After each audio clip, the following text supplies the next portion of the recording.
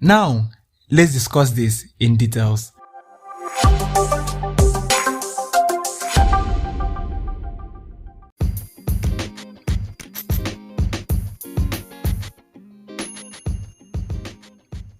There are people you should never take business advice from. I know this is going to hurt a lot of people. This is going to be like a very unconventional episode, but this is In Details podcast with EP21. Okay, welcome to today's episode. I'm going to share with you the role of family in business growth and development. Okay, so back in 2018, yes, when I was still running my blog that time, the Campus Master, I realized that there was a market demand, in graphic designs, in branding, art setup, SEO. There were like service businesses that were like really blooming. And before that time, all I was doing was just a blog. And I was like, the blog was now looking like a long-term thing that needed more time and more resources that I did not have.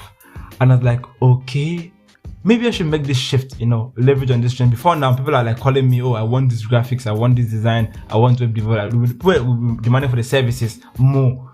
And I was like, okay, why don't I just like build a business around this and, really push for it?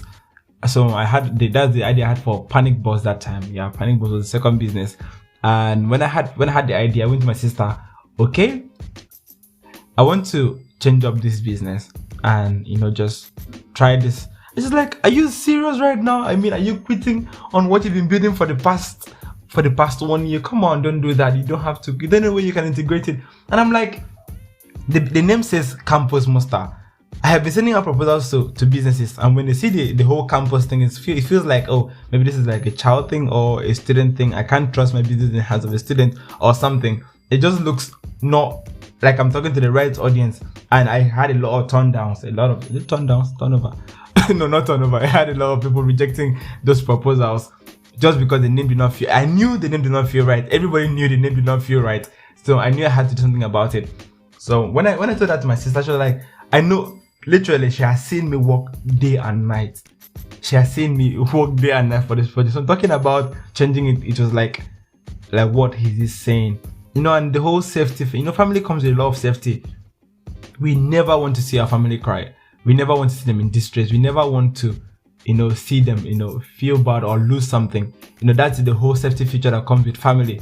And at some point, it could be a disadvantage, except if family member is like a business strategist or someone that knows like business, that then they can afford to do that. But it's more of emotional. They give you more of emotional answers to the questions that you have, and that is not really right. When in business you have to work more of data with a touch of, you work with data and research with a touch of emotions. You just follow your heart at some point, but you have to back it up with a lot of data and research. If they tell you don't do it, they should at least tell you why you should not do it, not on the emotional standpoint, but on the data-driven standpoint. So that was just, and the fact that I told her, now felt like if I now do this, if I make this switch, that would be outright disobedience. So that was a lot of guilt to manage or to handle.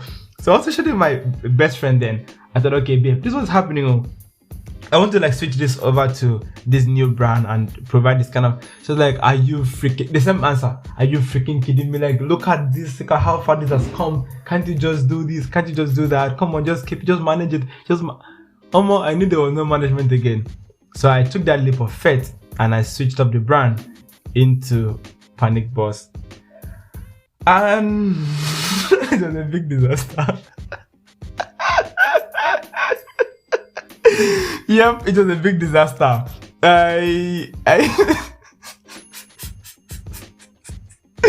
Okay, so in the next episode, I'm going to share with you everything that happened in Panic Boss and how we were able to overcome that disaster and how we got into color and how we are building colorful brands. I beg, see you in the next episode. Thank you for listening and see you. But next time, if you're taking advice from your family, please make sure your friends and family, make sure that they are, they're actually data driven, not just the emotional angle. So I'll see you in the next episode and bye.